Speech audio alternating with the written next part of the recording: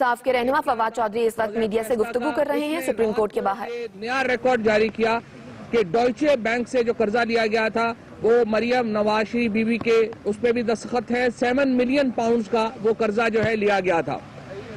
اب صورتحال یہ ہے کہ خبریں یہ آ رہی ہیں اب کہ ایک نیا قطری خط بھی لایا جا رہا ہے۔ خبریں یہ آ رہی ہیں کہ اس وقت ایف بی آر میں کلرکوں کی ایک فوج بیٹھی ہے،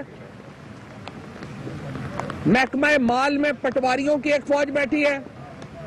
اور وکیلوں کی ایک فوج تو ہے ہی، اس کو اسسٹ کرنے کے لیے اب عربیوں کی بھی ایک فوج جو ہے وہ بنا دی گئی ہے، جن کے کام صرف جعلی دستاویزات تیار کرنا رہ گیا ہے۔ آرگومنٹس ہوتے ہیں، اگلے دن ان آرگومنٹس کے جواب میں نئی دستاویزات گھڑی جاتی ہے۔ جیسا کہ آپ نے دیکھا کہ سیل ڈیڈ فیبرری کی سیل ڈیڈ بنائی گئی اور مارچ کے سٹیمپ پیپر لگائے گئے۔ آپ نے سٹیمپ پیپر لگائے گئے۔ آپ نے دیکھا کہ عزیزیہ سٹیل مل کی فروخت کا ریکارڈ اویلیبل نہیں تھا۔ آپ نے دیکھا گلف سٹیل مل کی سیل کا ریکارڈ اویلیبل نہیں تھا۔ 34 ملین ڈالر حدیبیہ کو کیسے ملے، ریکارڈ اویلیبل نہیں تھا۔ مریم نواز بی بی کا مالی ریکارڈ اویلیبل نہیں تھا۔ کیپٹن صفدر صاحب گزارا کیسے کر رہے ہیں کچھ پتا نہیں تھا، لیکن ایک فوج ظفر موج بیٹھی ہوئی ہے حکومت کی، اور اسی لیے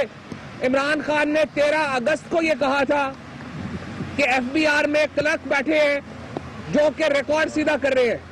اور ہم یہ دیکھ رہے ہیں کہ اب روزانہ ہی کی بنیادوں کے اوپر یہ کام ہو رہا ہے، اور اسی لیے ہم کہہ رہے تھے اور اسی لیے ہم کہتے ہیں کہ تحقیقات ممکن نہیں ہے آزادانہ جب تک نواز شریف صاحب اور مسلم لیگ نون کے لوگ جو ہیں اس کو کنٹرول کرتے ہیں۔ آپ دیکھتے ہیں کہ سارے وزراء اپنے کام چھوڑ کے یہاں پہ بیٹھے ہوتے ہیں پرائم منسٹر کو ڈیفینڈ کرنے، اور یوں لگ رہا ہے کہ حکومت پاکستان کا اس وقت کام صرف ایک فیملی کی کرپشن کا تحفظ ہی رہ گیا ہے۔ اس کے علاوہ نہ وہ اپنے دفتروں میں جا رہے ہیں، نہ وہ کوئی سرکاری کام کر رہے ہیں، اور صرف ان کے دماغ پر اس وقت یہ چھایا ہوا ہے، تو وہ چھایا ہوا ہے کہ موزیک فونسکا سے جان کیسے چھڑائے، اس کیمپ سے جان کیسے چھڑائے۔ قطرہ قطرہ بن کے دریا بنتا ہے، اور ہم یہ دیکھ رہے ہیں کہ اب نئے خطوط لائے جا رہے ہیں۔ ہماری اطلاعات یہ ہے کہ قطریوں سے نئے خط آ رہے ہیں، اور یہ نئے خط جسٹیفائی کریں گے کہ 34 ملین ڈالر کیسے پے کیے گئے۔ یہ خط جسٹیفائی کریں گے کہ مینز کیسے بنائے گئے۔ یہ وہ تمام ریکارڈ ہے جو اب جعلی طریقوں سے بنایا جا رہا ہے، جعلی طریقوں سے پیش کیا جا رہا ہے۔ ہم یہ سمجھتے ہیں کہ عدالت کو اس کا بھی نوٹس لینا چاہیے کہ پہلے رانا ثناء اللہ نے کہا کہ ہم نواز شریف کے خلاف حکم کو نہیں مانیں گے، پھر سعد رفیق نے کہا کہ ہم لوہے کے چنے ہیں، اور یہ وہ جواب دے رہے تھے ایک جج صاحب کی آبزرویشن کا، اور اب طلال چودھری صاحب نے